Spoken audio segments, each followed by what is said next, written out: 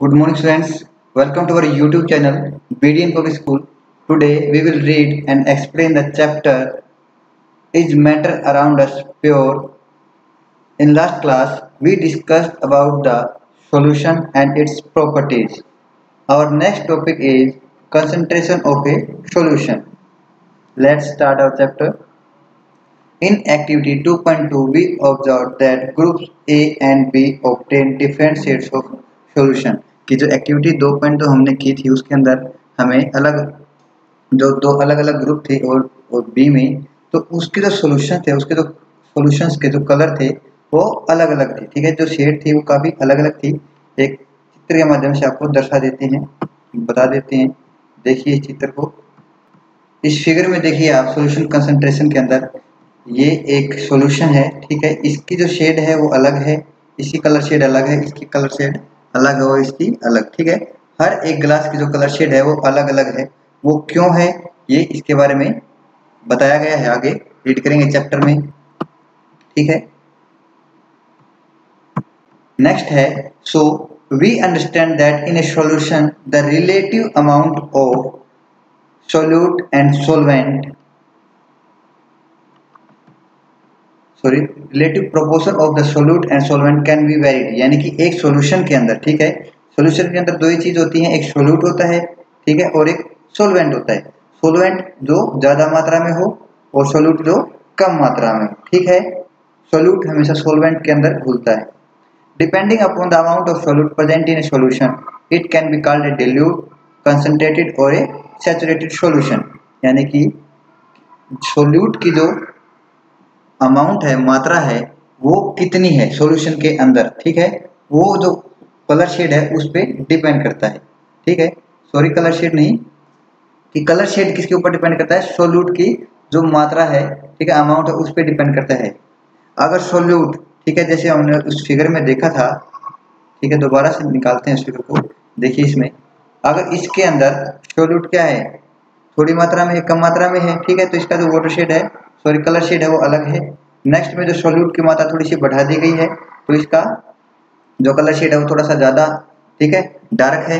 ऐसे ऐसे जैसे जैसे हम जो सोल्यूट की कंसंट्रेशन या फिर जो अमाउंट है वो बढ़ाते रहेंगे, तो इसका जो कलर शेड है उसके अंदर चेंज आता रहेगा। ठीक है, ये देखिए इसके अंदर दिखा रखा है कि what is the difference between two words concentrated and dilute. ठीक है, कि दो वर्ड यहाँ पर शो करके कंसंट्रेटेड और डिल्यूट, इनका मतलब क्या है और इनके अंदर अंतर क्या है। एक concentrated solution would have a lot of solute compare to the amount of solvent. यानी कि अगर कोई ये बोल रखा है कि ये कंसंट्रेटेड सॉल्यूशन है, इसका मतलब ये है कि उसके अंदर जो सोल्यूट की मात्रा है वो काफी ज्यादा है। ठीक है, किसके कंपैरिजन में, सॉल्वेंट के कंपैरिजन में। ठीक है, कि जो सॉल्वेंट की जो मात्रा है, अमाउंट है, उसके कंपैरिजन में सोल्यूट की मात्रा ज़्यादा है, इसलिए उसको कंसंट्रेटेड सॉल्यूशन बोला गया है। और अगर डिल्यूट सॉल्यूशन बोला गया है तो इसका मतलब सोल्यूट की जो मात्रा है, अमाउंट है, वो काफ़ी कम है, किसके कंपैरिजन में, सॉल्वेंट के कंपैरिजन में। ठीक है, यही यहाँ पर डिस्क्राइब कर रखा है। ये देखिए नीचे एरो, इस साइड डिल्यूटेड और इस साइड आगे एरो जाता है। ठीक है, तो ये कंसंट्रेटेड, यानी कि जैसे जैसे आप लेफ्ट टू राइट जाओगे कंसंट्रेटेड ये होता जाएगा सॉल्यूशन। क्यों होता जाएगा, इसके अंदर जो आपका सोल्यूट है उसकी मात्रा, उसकी अमाउंट बढ़ा दी गई है। और जैसे जैसे हम लेफ्ट की तरफ जाते हैं, देखोगे आप इसकी जो कलर शेड है उसके अंदर फर्क आ रहा है। क्यों आ रहा है, क्योंकि इसका जो सोल्यूट है, ठीक है, वो कम होता जा रहा है। ठीक है, अगर सोल्यूट कम हो सॉल्यूशन के अंदर तो वो एक डिल्यूटेड सॉल्यूशन है। ठीक है, ये आपको समझ में आ गया होगा। आगे रीड करते हैं हमारा लेसन।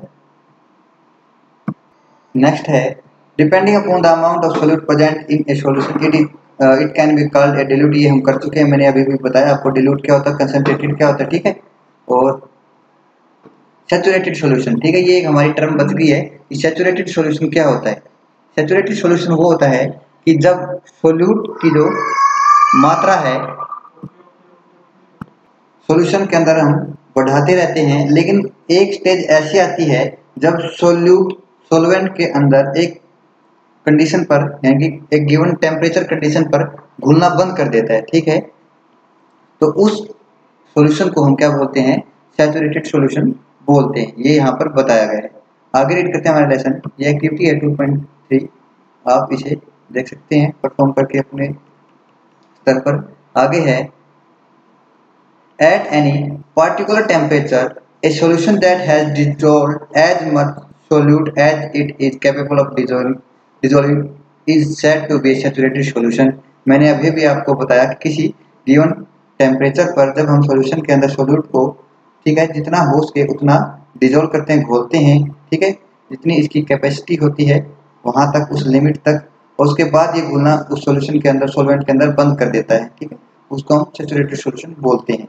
आगे है in other words when no more solute can be dissolved in a solution at a given temperature it is called a saturated solution. यानी कि दूसरे शब्दों में क्या है कि जब हम और ज़्यादा सोल्यूट किसके अंदर, सॉल्यूशन के अंदर ना घोल पाएं, ठीक है, किसी दिए हुए तापमान पर, तो हम उसको क्या बोलते हैं, सैचुरेटेड सॉल्यूशन बोलते हैं।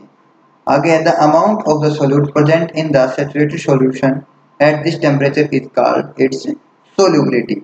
यानी कि सोल्यूबिलिटी की डेफिनेशन यहाँ पर दी गई है, ठीक है, कि सोल्यूबिलिटी क्या है, यानी कि घुलनशीलता क्या है, कि जो वो मात्रा सोल्यूट की जो किसी एक दिए हुए तापमान पर किसी सॉल्यूशन के अंदर घुल जाती है, ठीक है, उसको हम क्या बोलते हैं, उसकी सोल्यूबिलिटी बोलते हैं, ठीक है।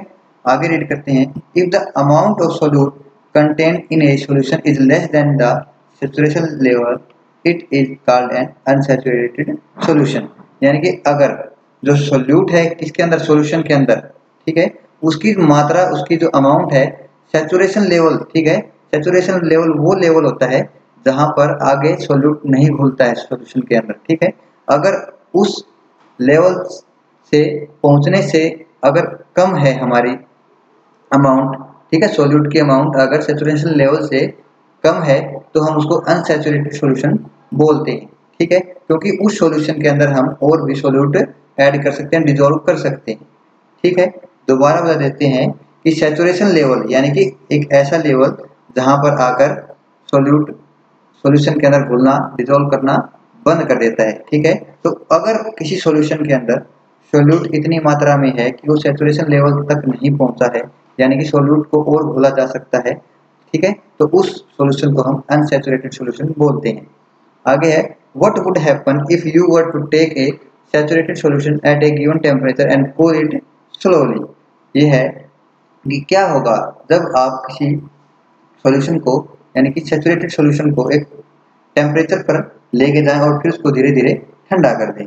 We can infer from the above activity that different substances in a given solvent have different solubilities at the same temperature। यहाँ से हमें क्या पता चलता है, जो एक्टिविटी ऊपर परफॉर्म करने के लिए बोली गई है, कि जो अलग अलग सब्सटेंसेस हैं, ठीक है, उनका अलग अलग सोल्युबिलिटी होती है, ठीक है, अलग अलग सॉल्वेंट के अंदर, ठीक है, और किसी दिए हुए तापमान पर अगर कोई सब्सटेंस है किसी एक दूसरे सॉल्वेंट के अंदर कितना ज़्यादा घुल रहा है और किसी दूसरे सॉल्वेंट के अंदर वही सब्सटेंस कम घुल रहा है, ठीक है, ये एक फैक्ट है, ठीक है। अलग अलग सब्सटेंस के लिए जो सोल्युबिलिटी है वो अलग अलग होती है अलग अलग सॉल्वेंट के अंदर। आगे है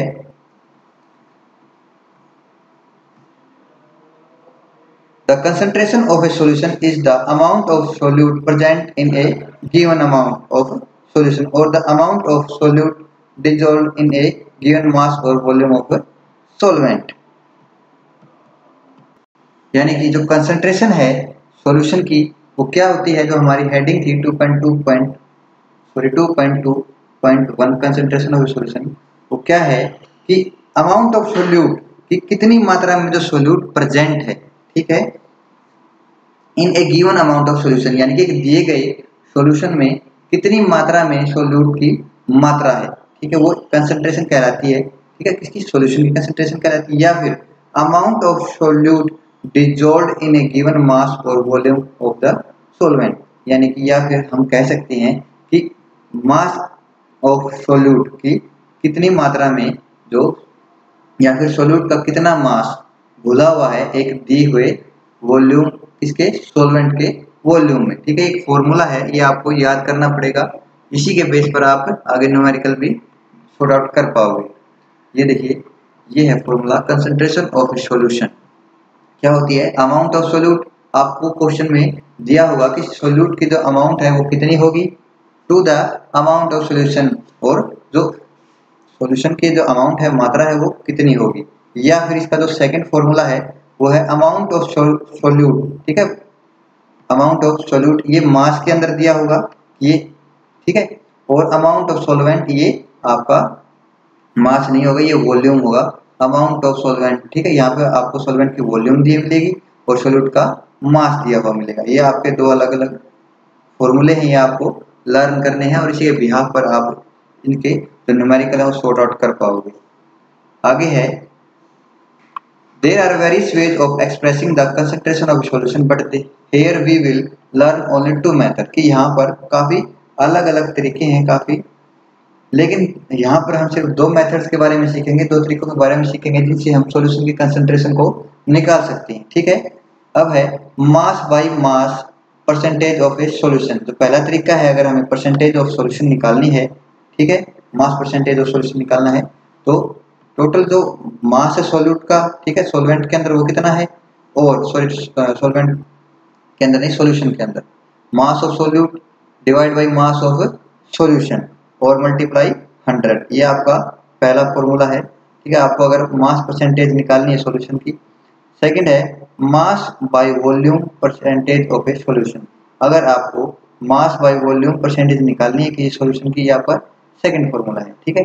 इसके अंदर देखो मास ऑफ सॉल्यूट की, जो सॉल्यूट का मास कितना है सॉल्यूशन के अंदर और सॉल्यूशन की वॉल्यूम कितनी है, ठीक है, सॉल्यूशन की वॉल्यूम कितनी है वो आपको एग्जाम्पल में दी होगी या फिर न्यूमेरिकल में दी होगी, इसी के बिहाफ पे आपको ये निकालना। परसेंटेज के लिए हम मल्टीप्लाई 100 कर रहे हैं, यहाँ पर भी मल्टीप्लाई 100 करें। ये दो फॉर्मूले आपको अच्छे से याद होने चाहिए, तभी आप न्यूमेरिकल को सॉर्ट आउट कर पाओगे। देखो एक न्यूमेरिकल देख भी लेते हैं, काफी आसान सा न्यूमेरिकल दिया है। एग्जाम्पल 2.1 देखो, ए solution contains 40 gram of common salt in 320 gram of water, यानी कि एक सॉल्यूशन है जिसके अंदर 40 ग्राम क्या है, जो साधारण नमक है वो है, और 320 ग्राम क्या है, पानी है, ठीक है। Calculate the concentration in terms of mass by mass percentage of the solution, कि आपको क्या निकालनी है, मास बाय मास परसेंटेज निकालनी है, किसकी, सॉल्यूशन की निकालनी है। आपको फॉर्मूला ऊपर दिया गया है, याद रखना है, ठीक है। Mass by mass percentage of solution का फॉर्मूला ये है, ठीक है। तो आपको पहले क्या करना है कि नोट डाउन करना है कि आपको गिवन क्या क्या है। मास ऑफ सोल्यूट, यानी कि सोल्यूट क्या है, साल्ट है जो घुलता है ना, ठीक है, उसको हम क्या बोलते हैं, सोल्यूट बोलते हैं, या फिर जो थोड़ी मात्रा में होता है उसको सोल्यूट बोलते हैं। तो यहाँ पर जो साल्ट क्या है, सोल्यूट है, उसकी मात्रा कितनी है, 40 ग्राम है।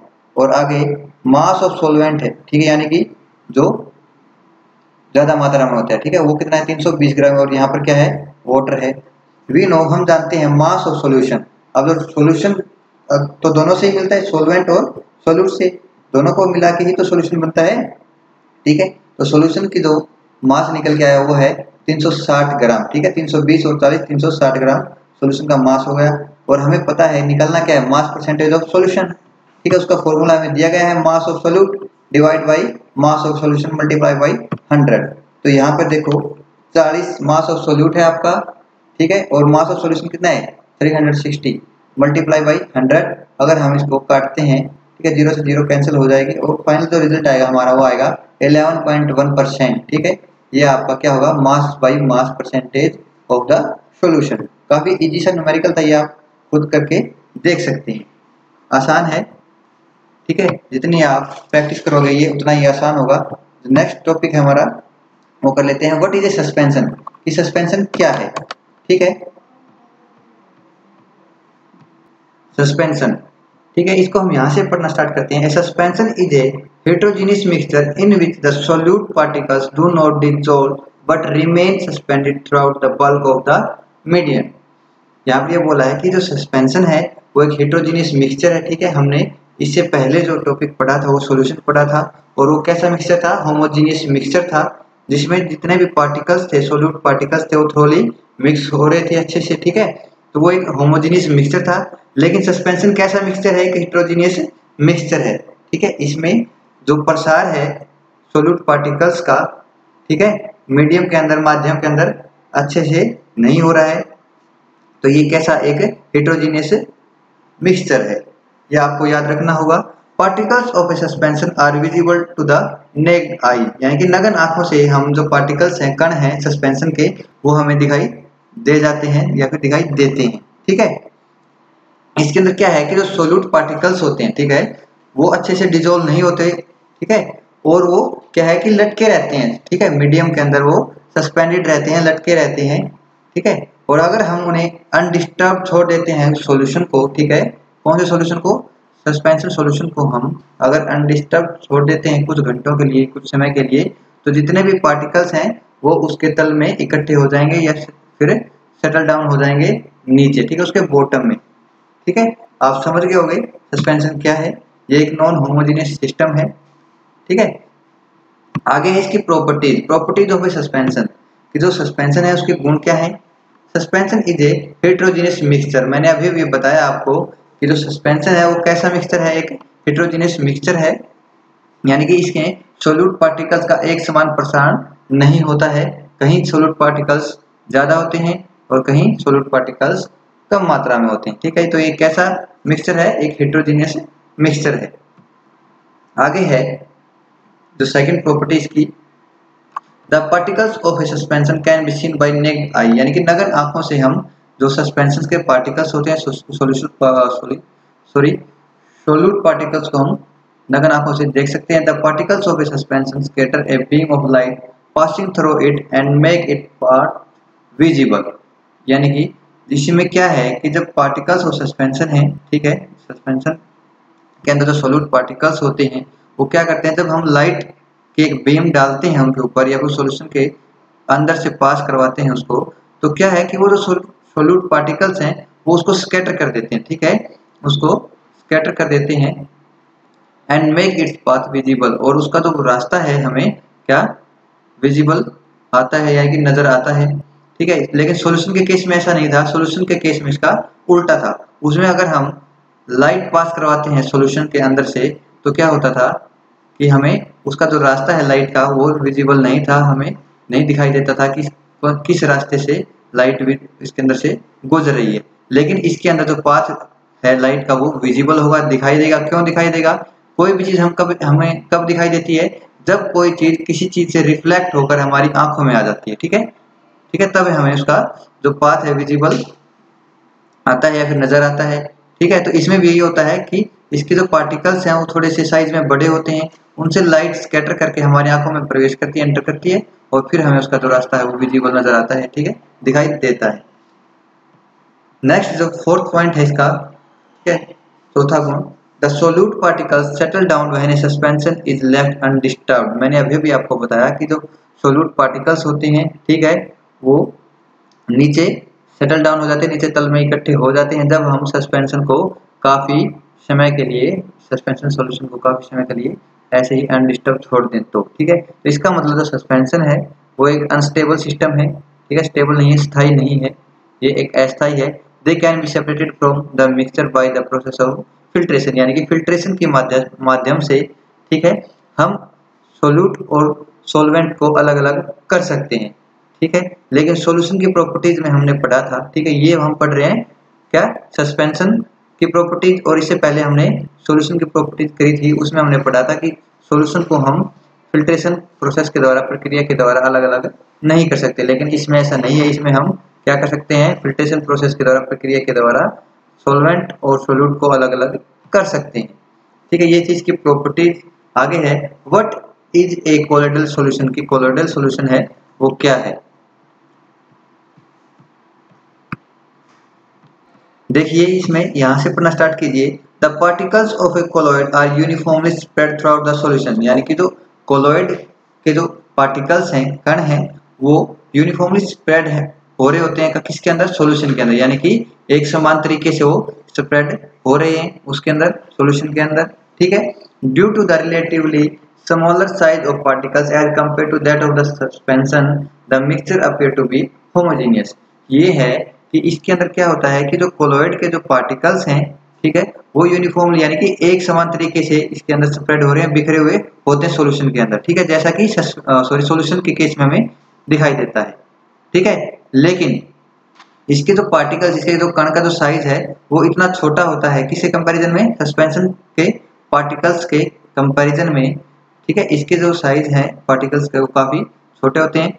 The mixture appear to be homogeneous, तो इसके कारण हमें क्या दिखाई देता है कि जो मिक्सचर है कैसा दिखाई देता है, होमोजीनियस दिखाई देता है। जैसे कि ठीक है हमारा सॉल्यूशन था, but actually A colloidal solution is a heterogeneous mixture, for example milk, ठीक है। लेकिन एक्चुअल में असल में क्या होता है कि जो कोलोइडल सॉल्यूशन है वो एक हेटेरोजेनियस मिक्सचर होता है, ठीक है, हेटेरोजेनियस मिक्सचर होता है। उदाहरण के तौर पर हम दूध को ले लेते हैं, ठीक है, दूध एक कोलोइडल सॉल्यूशन है। कभी कभी 1 मार्क में आपसे एग्जांपल पूछ लेता है कि give an example of a colloidal solution, तो हम एग्जांपल के तौर पर मिल्क लिख सकते हैं, ठीक है। इसके जो पार्टिकल्स हैं, ठीक है, कोलोइड पार्टिकल्स वो काफ़ी छोटे होते हैं, इसलिए हमें कहना जाता है कि जैसे मानो ये एक होमोजेनियस मिक्सचर हो, लेकिन ये एक होमोजेनियस मिक्सचर नहीं है। इसके अंदर जो पार्टिकल्स हैं उनका जो साइज है काफ़ी छोटा होता है, इसलिए हमें ये एक होमोजेनियस नजर आता है, लेकिन वास्तव में असल में ये एक हेटेरोजेनियस मिक्सचर है। आगे है because of the small size of the colloidal particles we can not see them with naked eye, यानी कि जो कोलोइडल पार्टिकल हैं उनका साइज काफ़ी छोटा होता है, इसलिए हम उन्हें नग्न आंखों से नहीं देख सकते। But these particles can easily scatter a beam of visible light as observed in activity 2.2, लेकिन ये जो पार्टिकल्स हैं ये आसानी से जो लाइट है यानी कि प्रकाश है उसकी बीम को, ठीक है, स्कैटर कर सकते हैं, ठीक है, एज ऑब्जर्व इन एक्टिविटी, जो 2.2 एक्टिविटी परफॉर्म की गई थी, ठीक है। जैसे कि सस्पेंशन के केस में क्या था, तो सस्पेंशन के पार्टिकल्स थे वो काफ़ी बड़े थे, और सस्पेंशन के पार्टिकल्स जो लाइट बीम है, ठीक है, उसको स्कैटर कर सकती है और उससे हमें जो लाइट का रास्ता है, पाथ है, वो नज़र आता है, ठीक है। सेम इसी तरीके से कोलोइडल सॉल्यूशन के जो कोलोइड पार्टिकल्स होते हैं वो भी लाइट को क्या कर सकते हैं, स्कैटर कर सकते हैं, और उसका जो रास्ता है, पाथ है लाइट का, वो हमें नज़र आता है, ठीक है। This scattering of a beam of light is called the Tyndall effect after the name of the scientist who discovered this effect। ये जो स्कैटरिंग होती है बीम की, ठीक है, जो लाइट बीम हमने डाली थी, ठीक है, कोलोइडल सॉल्यूशन के अंदर, ठीक है, और फिर से जो बीम क्या है स्कैटर हो जाती है, ठीक है। इस पूरी प्रक्रिया को क्या बोलते हैं, टिंडल इफेक्ट बोलते हैं। इस प्रभाव को क्या बोलते हैं, टिंडल इफेक्ट बोलते हैं। और ये किस के नाम पर रखा गया इसका नाम, इस इफेक्ट का, इस प्रभाव का नाम, एक साइंटिस्ट थे, ठीक है, टिंडल, उन्हीं के नाम पे इसका प्रभाव का नाम यानी कि इस टिंडल इफेक्ट का नाम रख दिया गया। आगे है Tyndall effect can also be observe when a fine beam of light enters a room through a small whole.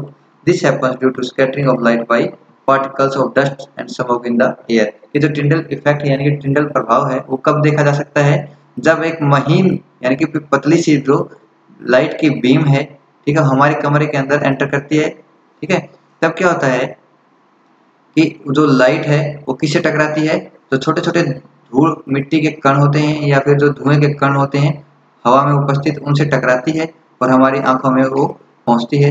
फिर हमें क्या नजर आता है कि देखो ये एक रास्ता, या फिर हमें उस लाइट बीम का रास्ता क्लियर नजर आता है, ठीक है। आपने अपने डेली टू डे की जो लाइफ है उसके अंदर भी ऑब्जर्व किया होगा कि किसी छोटे से होल से जब लाइट एंटर करती है हमारे रूम में, ठीक है, तो हमें उसका जो रास्ता है वो अलग से ही नजर आने लग जाता है। वो किसके कारण आता है, क्योंकि जो एयर है वो भी एक क्या है, एयर इन एयर का सॉल्यूशन है, ठीक है, उसके अंदर भी अलग अलग टाइप के जो पार्टिकल्स हैं, ठीक है, मैंने बताया डस्ट पार्टिकल और स्मोक पार्टिकल्स होते हैं जिनके कारण वो क्या करते हैं, टकरा करके हमारी आंखों में पहुंचता प्रकाश और जिससे हमें उसका जो रास्ता है, ठीक है, वो साफ दिखाई देता है। आगे रीड करते हैं हमारा लेसन। देखिए ये एक फिगर दिखा रखा है 2.3 a solution of copper sulphate does not show Tyndall effect. Second है B mixture of water and milk show Tyndall effect, यानी कि ए है ये कॉपर सल्फेट है, ठीक है, इसके अंदर से कोई टिंडल जो इफेक्ट है वो दिखाई नहीं देता क्योंकि ये एक प्रॉपर सॉल्यूशन है, ठीक है। इसके अंदर से, या फिर हम इसको ट्रू सॉल्यूशन बोल सकते हैं, इसके अंदर से हमें जो लाइट का जो पाथ रास्ता है वो दिखाई नहीं देता, ठीक है। क्यों नहीं दिखाई देता, इसके जो पार्टिकल्स होते हैं वो काफी फाइन होते हैं, बहुत छोटे होते हैं और वो लाइट की जो बीम है उसको स्कैटर नहीं कर सकते, और स्कैटर नहीं करेंगे तो उसका रास्ता हमें दिखाई नहीं देगा। लेकिन ये जो बी आपके अंदर जिसके अंदर पानी या फिर क्या है दूध रखा हुआ है उसके जो अंदर जो पार्टिकल्स होते हैं, ठीक है, कोलोइड पार्टिकल्स होते हैं, वो लाइट बीम को स्कैटर कर देते हैं और जैसे वो स्कैटर करते हैं हमारी आंखों में वो लाइट बीम पहुंचती है और उससे हमारा जो ये रास्ता है, ठीक है, टॉर्च का, लाइट का, वो अलग से दिखाई देता है कि ये जो लाइट बीम का पाथ है या फिर रास्ता है। ठीक है, ये दो अलग अलग एग्जाम्पल दिए हैं। आगे रीड करते हैं लेसन। ये देखिए, टिंडल effect can be observe when sunlight passes through the canopy of A dense forest. यानी कि जो टिंडल इफेक्ट है हम तब भी ऑब्जर्व कर सकते हैं जब काफी कोई गहरा जंगल होता है, ठीक है, और उसके जो ऊपर के जो छतनुमा जो आकृति बना लेते हैं। ठीक है, क्या होता है कि जब गहरे जंगल होते हैं, ठीक है, उनके ऊपर जो पेड़ हैं काफी डेंस होते हैं, ठीक है, गहरे होते हैं, तो वो एक छत के जैसे आकृति बना लेते हैं। ठीक है, जब उनसे क्या निकल के आती है, कोई सनलाइट की जो बीम है वो निकल के आती है और जमीन पर आगे गिरती है, तो उस टाइम पर भी हम टिंडल इफेक्ट यानी कि टिंडल प्रभाव को देख सकते हैं। ठीक है, इस फिगर के अंदर आप देखिए। ठीक है, इसके अंदर भी हमें जो सनलाइट या फिर जो बीम ऑफ सनलाइट है वो उसका रास्ता है, जो उसका पाथ है वो अलग से नजर आ रहा है कि वो कहाँ से गुजर रही है। ठीक है, in the forest mist contains tiny droplets of water which act as particles of colloid present in air. कि फॉरेस्ट में क्या होता है, जंगल में क्या होता है कि जो धुंध होती है, ठीक है, मिस्ट, ठीक है, उसके अंदर छोटे छोटे जो ड्रॉपलेट्स हैं, पानी की बूंदें होती हैं, ठीक है, जो क्या है, किसका काम करती है, कोलॉइड पार्टिकल्स का काम करती है, किसके अंदर, हवा के अंदर। ठीक है, मिस्ट क्या है कि जो आपकी धुंध होती थी उसको बोला गया है। धुंध में क्या होता है कि छोटे छोटे जो वाटर ड्रॉपलेट्स होती हैं वो इसको लाइट को स्कैटर कर देती हैं। ठीक है, और लाइट को स्कैटर करने से हमें लाइट का जो रास्ता है, पाथ है, वो क्लियर नजर आता है, अलग से नजर आता है। आगे है प्रॉपर्टीज ऑफ ए कोलॉइड, की जो कोलॉइड है उसकी क्या क्या प्रॉपर्टीज हैं। ठीक है, जैसे हमने अभी अभी पहले सॉल्यूशन की पढ़ी, ठीक है, उसके बाद सस्पेंशन की प्रॉपर्टीज पढ़ी, अब हम पढ़ रहे हैं कोलॉइड की क्या क्या प्रॉपर्टीज हैं। ठीक है, colloid is a heterogeneous mixture. मैंने आपको बताया अभी अभी जो कोलॉइड है वो कैसा मिक्सचर है, हेटेरोजेनियस मिक्सचर है। ठीक है, the size of particles of a colloid is too small to be individually seen by naked eye. यानी कि जो साइज है कोलॉइड पार्टिकल्स का वो काफी छोटा है। ठीक है, हम उनसे क्या है, नग्न आंखों से नहीं देख सकते। आगे है colloids are big enough to scatter a beam of light passing through it and make its path visible. यानी कि जो कोलॉइड्स के जो पार्टिकल्स हैं वो सक्षम है क्या करने में, जो बीम ऑफ लाइट है उसका पाथ, ठीक है, उसको स्कैटर करने में काफी सक्षम है। ठीक है, तो उससे क्या करा सकते हैं, ये हमें जो रास्ता है रोशनी का, सॉरी, हाँ, लाइट का या फिर रोशनी का जो रास्ता है वो हमें क्लियर नजर आता है। They do not settle down when left undisturbed. यानी कि कोलोइडल सॉल्यूशन की ये एक प्रॉपर्टी है, ठीक है, कि ये नीचे नहीं सेटल डाउन होते, नीचे नहीं, तल में इकट्ठे नहीं होते। ठीक है, जब हम इन्हें अनडिस्टर्ब छोड़ देते काफी देर के लिए, काफी समय तक अनछुआ छोड़ देते हैं, तो ये नीचे तल में जमा नहीं होते। That is a colloid is a quite stable. इसलिए हम कह सकते हैं कि कोलॉइडल कैसा सॉल्यूशन है, कि क्वाइट स्टेबल, यानी कि एक स्टेबल सॉल्यूशन है। ठीक है, सस्पेंशन एक स्टेबल सॉल्यूशन नहीं था। ठीक है, उसमें क्या होता था कि अगर हम अनडिस्टर्ब छोड़ देते हैं सस्पेंशन के अंदर, तो उसके जो पार्टिकल्स थे सॉल्यूट के वो नीचे तल में या फिर सेटल डाउन हो जाते थे। ठीक है, लेकिन इसके अंदर ऐसा नहीं होता, तो ये आपको याद रखना होगा।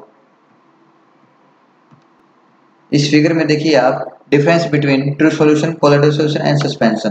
ठीक है, क्या क्या डिफरेंस है ये देखिए, ये ट्रू सॉल्यूशन है, ये कोलोइडल सॉल्यूशन और ये सस्पेंशन है। ठीक है, ट्रू सॉल्यूशन, ट्रू सॉल्यूशन कैसा मिक्सचर है, होमोजेनियस मिक्सचर है। ठीक है, इसके अंदर ये आपके जो स्केच पे डॉट्स दिख रहे हैं ये क्या है, सोल्यूट पार्टिकल्स हैं, इनका साइज यहाँ पर दिखा रखा है 10⁻⁷ सेंटीमीटर से छोटे होते हैं।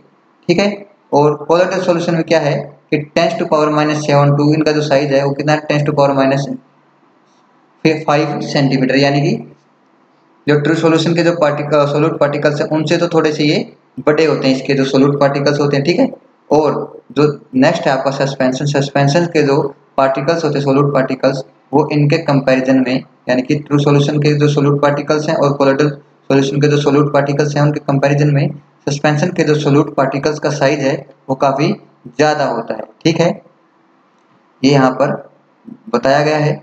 आगे रीड करते हैं हमारा लेसन। नेक्स्ट है they can not be separated from the mixture by the process of filtration. यानी कि फिल्ट्रेशन विधि के द्वारा, प्रक्रिया के द्वारा हम इनको अलग अलग नहीं कर सकते, यानी कि सोल्यूट और सॉल्वेंट को हम अलग अलग नहीं कर सकते किसके अंदर, कोलोइडल सॉल्यूशन को। ठीक है, but a special technique of separation known as centrifugation can be used to separate the colloidal particles. लेकिन इसके लिए एक अलग तकनीक है जिसको हम क्या बोलते हैं, सेंट्रीफ्यूगेशन बोलते हैं। ठीक है, जिसके साथ हम क्या कर सकते हैं, कोलोइडल पार्टिकल्स को हम सेपरेट कर सकते हैं, अलग कर सकते हैं। ठीक है, आगे है the components of a colloidal solution are the dispersed phase and the dispersion medium. यानी कि जो कंपोनेंट्स हैं, तत्व हैं, ठीक है, कोलोइडल सॉल्यूशन के वो कौन से हैं? एक तो डिस्पर्स्ड फेज बोलते हैं इसको, और एक है डिस्पर्सन मीडियम। ठीक है, द सोल्यूट लाइक कंपोनेंट और the dispersed particles in the colloid form the dispersed phase. यानी जो डिस्पर्स्ड फेज है वो किससे बनता है?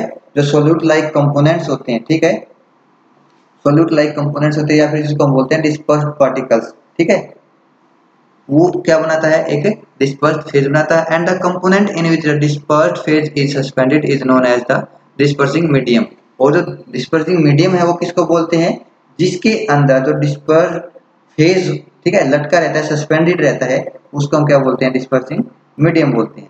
Colloids are classified according to the state. जो कोलोइड्स हैं उनको उनकी स्टेट के हिसाब से क्या कर रखा है? क्लासिफाइड कर रखा है, बांट रखा है, of the dispersing medium and the dispersed phase. ठीक है, a new common examples of, नीचे जो टेबल 2.1 है, ठीक है, जो डेली हमारी जो डेली एवरीडे की जो लाइफ है, ठीक है, उसके अंदर कुछ जो एग्जांपल निकल के आते हैं कोलोइड्स के, वो ये दे रखे हैं। ठीक है, इनके डिस्पर्स फेस और डिस्पर्सिंग मीडियम के हिसाब से हम इनको बांट रखा है। ठीक है, देखो जो फर्स्ट एग्जांपल आपको दे रखा है, डिस्पर्स फेज क्या है? लिक्विड है, और डिस्पर्सिंग मीडियम क्या है? गैस है। यानी कि डिस्पर्स फेज यानी कि लिक्विड कम मात्रा में है, और ठीक है, हम इसको यहाँ पर सोल्यूट मान के चलते हैं, और इसको हम क्या मान के चलते हैं? सॉल्वेंट मान के चलते हैं। तो जो डिस्पर्स फेज है वो कम मात्रा में होता है, यानी कि जो लिक्विड है यहाँ पर। ठीक है, और जो टाइप क्या है? ये एरोसोल का टाइप है। ठीक है, एरोसोल क्या है? कोलोइड है। ठीक है, तो जैसे फोग, फोग क्या है? फोग धुंध है जिसको हम बोलते हैं। ये किसके अंदर?